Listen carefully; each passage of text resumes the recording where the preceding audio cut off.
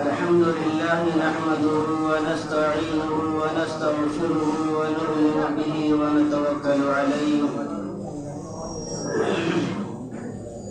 قال الله تبارك وتعالى في كتابه العظيم: وما الحياة الدنيا إلا متاع الغرور. سبحان ربك رب العزة عما يصفون وسلام على المرسلين والحمد لله رب العالمین. میرے محترم بزرگوں اور عزیز ساتھیوں، اللہ تعالی نے دنیا کے اندر ہم سے پہلی امتوں پر بھی عذاب بھیجے ہیں، لیکن جس طرح وہ عذاب دوسری امتوں پر دوسری قوموں پر آئے، اس طرح اس امت پر کوئی عذاب نہیں آئے گا. یعنی پوری قوم کی قوم ہلاک اور تباہ و برباد کر دی گئی، لیکن اس طرح کا عذاب اس امت محمدیہ پر نہیں آئے گا.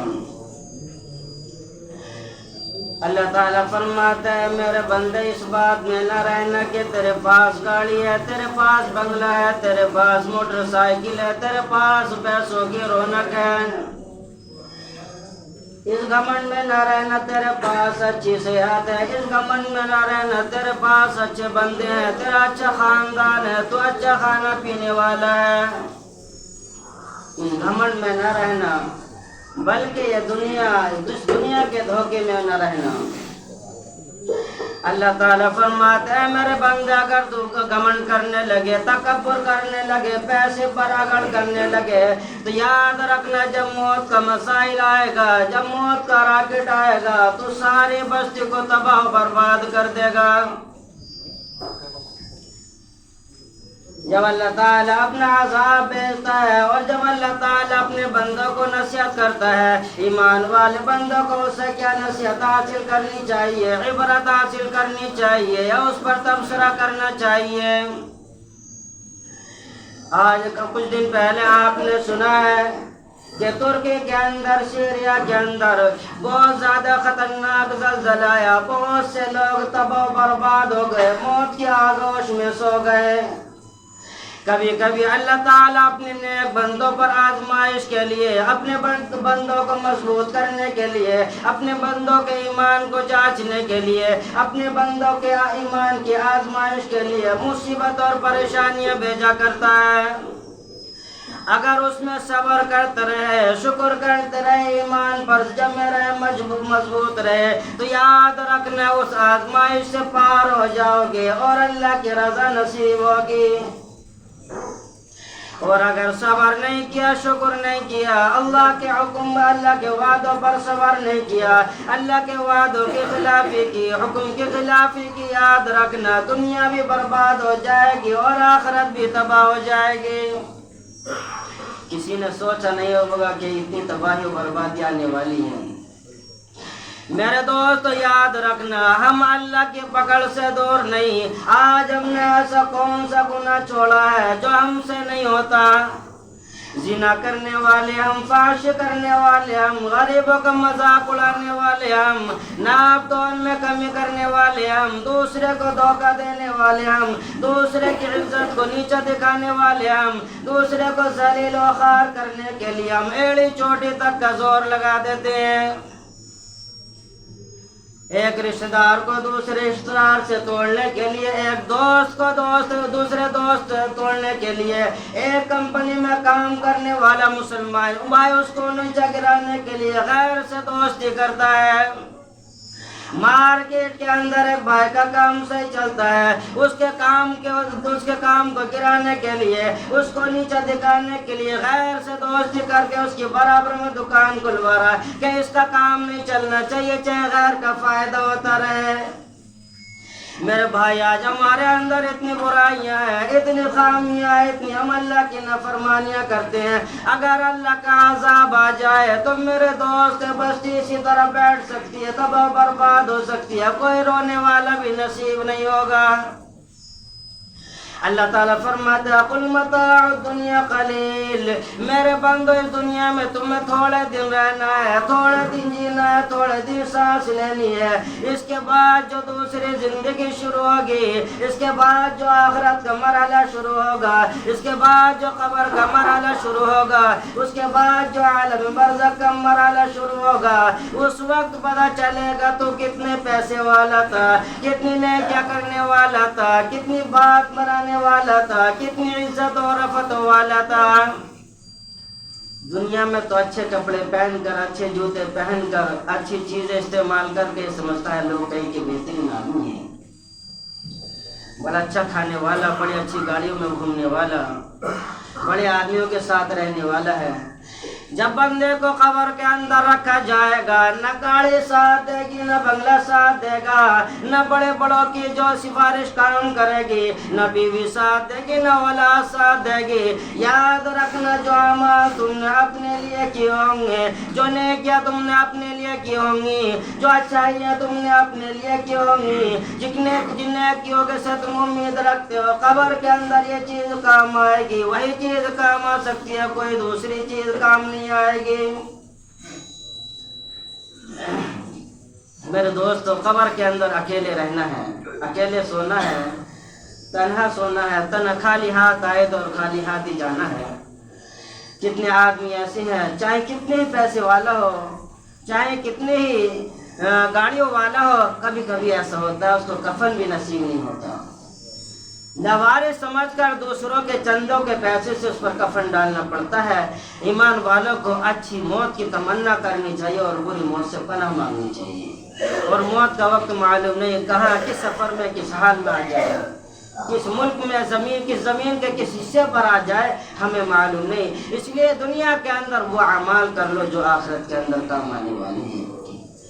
میرے دوستو، اگر اسی طرح ہم نافرمانیوں میں لگے رہے، ناشکریوں میں لگے رہے، ہم اپنے گناہوں کے اندر ملوث رہے اور موت کا فرشتہ ہمارے پاس آ گیا، اس وقت نام سنتا ہی ایسا پسینہ چھوٹتا ہے کہ آنکھیں اپنی روشنی دینا بند کر دیتی ہیں۔ جب موت کا فرشتہ نظر آ جاتا ہے تو اپنوں کو پہچاننا بند کر دیتا ہے، نہ اولاد پہچاننے میں آتی، نہ بیوی پہچاننے میں آتی، نہ باپ پہچاننے میں آتا، نہ بھائی کی پہچان ہوتی ہے، نہ رشتہ داروں کی پہچان ہوتی ہے۔ اب وہ کہتا ہے افسوس، مجھے پانی پلاؤ، پانی پلاؤ۔ نبی اکرم صلی اللہ علیہ وسلم اکرام بیان فرماتے ہیں، علماء اکرام بیان فرماتے ہیں، جس وقت موت کے وقت روح نکالی جاتی ہے، اگر اس کو سمندر بھی پلا دیا جائے جب بھی اس کی پیاس نہیں بجھ سکتی، یہ بجھ جائے گی۔ آج تو ہم اگر جیسے رمضان المبارک کا مہینہ قریب آ رہا ہے، اگر روزہ رکھنے لگ جائیں تو ایک روزہ رکھنا بڑا مشکل پڑ جاتا ہے۔ مسجد میں اللہ کا حکم پورا کرنے کے لیے آئے ہیں، اور نماز ادا کی جائے، نماز ادا کرنے کے بعد ہمیں یہ فرصت نہیں رہتی 2 رکعت سنتیں پڑھ کے بھی نکلیں۔ میرے دوستو، یہاں موقع ہے تو یہاں پڑھیں، اگر یہاں نہیں موقع تو جہاں جا رہے وہاں پڑھو، وہاں نہیں موقع تو اپنے گھر جا کر پڑھو۔ نبی اکرم صلی اللہ علیہ وسلم ایک مرتبہ حضرت حارثہ مسجد نبوی کے اندر سوئے ہوئے تھے، پیارے آقا صلی اللہ علیہ وسلم رحمت والے نبی مسجد نبوی کے اندر گئے اور ان کے تلوے پر اپنا پیر مبارک رکھا اور اس کو تھوڑا سا دبایا۔ حضرت حارثہ کی آنکھ کھل گئی، دیکھا نبی اکرم صلی اللہ علیہ وسلم سامنے کھڑے ہیں۔ نبی اکرم صلی اللہ علیہ وسلم نے یہ نہیں پوچھا، اے حارثہ تم نے رات کیا کھایا تھا، ناشتہ کسی سے کیا تھا؟ نبی اکرم صلی اللہ علیہ وسلم نے فرمایا، یا حارثہ کیف اصبحت، کہ تم نے صبح کس حال میں کی؟ حضرت حارثہ رضی اللہ تعالی عنہ نے کوئی ایسا جواب نہیں دیا، بلکہ فرمایا اصبحت مومنا حقا، میں نے ایمان والا ہونے کی اور بہترین ایمان والا ہونے کی، پکا ایمان والا ہونے کی حالت میں صبح کی۔ آج ہمارے حالوں کو دیکھو، ہمارے سونے کا، ہمارے بستر پانے کا حال دیکھو۔ موبائل کی لیڈ کان میں لگی ہوئی ہے، ایک موبائل پر گانا چل رہا ہے، کوئی گانے سن کر سو رہا ہے، کوئی فلم دیکھ کر سو رہا ہے۔ میرے دوست ذرا غور کرو، صبح کو جب اٹھے گا تو کس حال میں صبح کرے گا؟ رات بھر کافروں جیسی چیزیں استعمال کی ہیں تو صبح کو کافروں جیسی صبح کرے گا، ایمان والے جیسی صبح نہیں کرے گا۔ حضرت حارثہ رضی اللہ تعالیٰ عنہ سے رحمت والے نبی نے پوچھا، حارثہ یہ کیسے کی، یہ کیسے ہوا؟ حضرت حارثہ رضی اللہ تعالیٰ عنہ نے عرض کیا، میرے آقا، میرے محبوب، میری جان نکل جائے گوارا ہے، میرا خون بند ہو جائے گوارا ہے، میرا خون جم جائے گوارا ہے، لیکن میرے دل سے ایمان نکل جائے یہ حارثہ کو گوارا نہیں۔ نبی اکرم صلی اللہ علیہ وسلم سے عرض کرنے لگے، اے اللہ کے رسول، میں 3 کام ہر وقت کرتا ہوں، ہر وقت میرے زندگی میں رہتے ہیں۔ میں نے کبھی روزہ نہیں چھوڑا، نہ گرمی کے موسم میں، نہ سردی کے موسم میں، نہ برسات کے موسم میں، ہمیشہ میں روزے کی حالت میں رہتا ہوں۔ چاہے جہاد میں جانا پڑے، سفر میں جانا پڑے، تجارت کے لیے جانا پڑے، بزنس کے لیے جانا پڑے، کہیں بھی جانا پڑے، میں اپنے روزے کو نہیں چھوڑتا۔ رمضان المبارک کا مہینہ آ جائے تو ہوٹلوں پہ پردے لگ جاتے ہیں کہ کوئی دیکھ نہ لے۔ اب تو لوگ کھلم کھلا کھانے لگے، کوئی اعزاز، کوئی عزت نہیں رہی، رمضان کی بھی عزت نہیں، نہ روزے والوں کی عزت۔ تو حضرت حارثہ نے فرمایا کہ میں دن کے اندر روزہ رکھتا ہوں، چاہے گرمی کا روزہ ہو، سردی کا ہو، برسات کا ہو۔ اور کہنے لگے، اللہ کے رسول، میں رات کو مصلی پر کھڑے ہو کر اللہ کی عبادت کرتا ہوں، رات اس حال میں گزارتا ہوں کہ مصلی پر کھڑے ہو کر رب کا قرآن سناتا ہوں رب کو۔ بتائیے، جو اللہ کے لیے روزہ رکھے اور رات کو مصلی پر کھڑا ہو تو کیا اللہ تعالیٰ اس کو ذلیل و خوار کر دے گا؟ میرے دوست، اگر ہم صحیح ایمان والے بن جائیں، صحیح مسلمان بن جائیں، اگر جس طرح آدمی گناہ کرتا ہے، نافرمانی کرتا ہے، ناپ تول کے اندر کمی کر رہا ہے، دوسرے کو دھوکہ دے رہا ہے، اللہ تعالیٰ اس کو بھی رزق دیتا ہے۔ جو اللہ کے لیے تمام گناہوں کو چھوڑ کر حلال روزی کمائے گا، اللہ تعالیٰ اس کو کبھی محروم نہیں کرے گا۔ بھائی، جو گناہ کر رہا ہے شیطان کے لیے کر رہا ہے، اللہ تعالیٰ اس کو محروم نہیں کرتا، اور جو اللہ کے لیے کام کرے گا تو اللہ تعالیٰ اس کو کیسے محروم کرے گا؟ اگر کسی کمپنی کا مالک، کوئی ورکر، کوئی مینیجر مالک کو خوش کرنے کے لیے کام کرتا ہے اور خوش ہوتا ہے، تو مالک اس مینیجر کو، اس ورک کو کام کرنے والے کو خوش ہو کر تنخواہ پہلے ہی، مہینے سے پہلے ہی ادا کر دیتا ہے۔ حضرت حارثہ رضی اللہ تعالی عنہ نے ایک بات اور ارشاد فرمائی، اللہ کے رسول صلی اللہ علیہ وسلم، تیسرا کام میں جو کرتا ہوں، تیسرا کام جو میرا ہے وہ یہ ہے کہ میرے دل میں کسی کی طرف سے کوئی برائی نہیں ہے۔ یہ آج ہمارے لیے بہت مشکل کام ہے، سب سے مشکل کام ہے کہ اپنے دل سے برائی کو نکالنا، اپنے دل سے دوسرے کی دشمنی کو نکالنا۔ حالانکہ بہت آسان کام ہے، مشکل بھی بہت ہے۔ آج ہماری مارکیٹوں میں چلے جاؤ، کہیں بھی چلے جاؤ میرے دوستو، ہماری حالت یہ ہوتی ہے کہ پیسہ زیادہ آئے۔ نبی اکرم صلی اللہ علیہ وسلم کے امتی صحابہ کو دیکھو، صحابہ کی زندگیوں کے اندر اللہ تعالیٰ نے ایسا انقلاب برپا کیا۔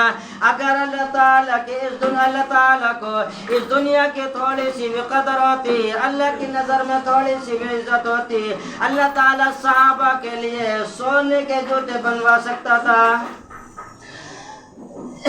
نبی اکرم صلی اللہ علیہ وسلم کے گھر کے اندر کئی دن تک کھانا نہیں بنتا تھا، صحابہ کئی دن تک بھوکے رہ کر اور پیٹوں پر پتھر باندھ کر اس دین کو سیکھتے تھے، حاصل کرتے تھے، اس کی حفاظت کرتے تھے۔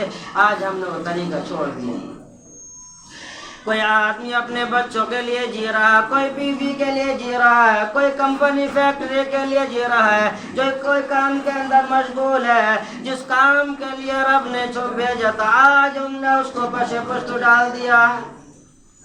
آج ہم میں سے کتنے ایسے جو قرآن کی تلاوت کرتے ہیں، کتنے ایسے ہیں جو 5 وقت نماز کا اہتمام کرتے ہیں، کتنے ایسے جو پابندی سے روزے رکھتے ہیں، کتنے ایسے اللہ کے گھر کے اندر نبی اکرم صلی اللہ علیہ وسلم پر درود شریف کا نذرانہ پیش کرتے ہیں، کتنے آدمی ایسے جو اپنے گھروں میں اپنے بستروں پر جا کر نبی اکرم صلی اللہ علیہ وسلم پر صلاۃ و سلام پیش کرتے ہیں، کتنے آدمی۔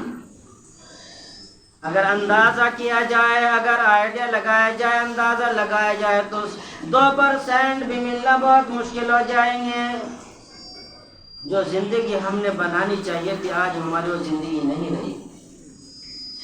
میرے دوست، اگر اسی طرح ہم گناہ کرتے کرتے نافرمانی کرتے کرتے دنیا سے چلے گئے، دنیا سے رخصت ہو گئے، قبر کے اندر لٹا دیا جائے گا، سوال و جواب ہوگا، اور نبی اکرم صلی اللہ علیہ وسلم کے حوض کوثر کی طرف سارے امت جا رہی ہوگی۔ اس وقت آپ بھی میں بھی سب لوگ جائیں گے، اور نبی اکرم صلی اللہ علیہ وسلم نے اپنا چہرہ انور پھیر لیا تو میرے دوستو کس کے پاس جاؤ گے؟ کون سفارش کر دے گا؟ کون تمہاری خیر خواہی کرے گا؟ کون تمہارے ساتھ قیامت کے دن ہمدردی کا معاملہ کرے گا؟ نبی اکرم صلی اللہ علیہ وسلم کی ذات گرامی ایسی ذات تھی جو دنیا کے اندر بھی رہتے ہوئے پیارے آقا صلی اللہ علیہ وسلم اس امت کے لیے اتنا تڑپتے، اتنا تڑپتے، ایسے تڑپتے۔ حضرت عائشہ رضی اللہ تعالی عنہ فرماتی ہیں جس وقت نبی اکرم صلی اللہ علیہ وسلم سجدے کے اندر چلے جایا کرتے اور سجدے میں جا کر روتے، امت کے لیے دعا کرتے، آپ کے سینے سے ایسی آواز آتی جیسے ہانڈی کے اندر سے پکنے کی آواز آتی ہے۔ کوئی سبزی ہانڈی میں پک رہی ہے اور اس کے ابلنے کی آواز نکلتی ہے، اس طرح نبی اکرم صلی اللہ علیہ وسلم کے سینے سے اس امت کے لیے جو درد تھا، جو آپ کو تکلیف تھی، جو اس امت کے درد سے آپ پریشان رہتے تھے، اس طرح آواز نکلتی تھی۔ میرے دوستو، اللہ تعالیٰ کے سامنے ہمارے اعمال پیش ہوتے ہیں جمعرات کے دن، پیر کے دن، ایک ہفتے سے لے کر اگلے ہفتے تک، اس سے اگلے ہفتے تک اپنے کیا اعمال کیے اللہ تعالیٰ کے سامنے پیش ہوئے ہوں گے۔ کل اللہ تعالیٰ دیکھے گا میرے بندے نے ظہر بھی چھوڑی، میرے بندے نے عصر بھی چھوڑی، میرے بندے نے مغرب بھی چھوڑی، میرے بندے نے عشاء بھی چھوڑی، اب صبح کو 9-10 بجے تک سوتا رہا۔